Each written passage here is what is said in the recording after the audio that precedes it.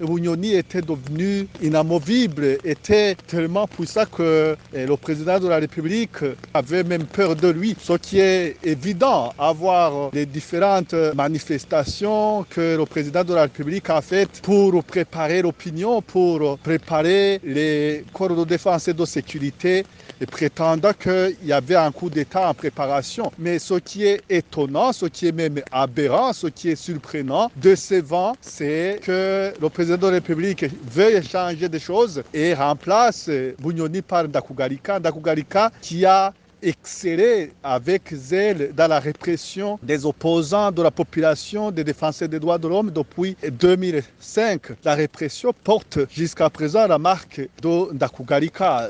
Donc, ce limogeage du Premier ministre a des allures d'un règlement de compte entre un président de la République qui a moins de fortune, qui a moins de puissance, moins d'influence dans le cercle du pouvoir et qui veut se débarrasser d'un Premier ministre gênant. Mais au final, on constate que la même volonté, la même philosophie, le même projet de société que porte le CNDD-FDD continue à prévoir. Ça nous rappelle l'épisode par lequel le CNDD-FDD a passé dans les années 2006, lorsque on a limogé Hussein Rajab. On pensait que les choses allaient changer, mais le parti a continué à vivre à son rythme. Et d'ailleurs, les choses se sont empirées. Et d'ailleurs, c'est ce qui va se produire avec Ndakugarika.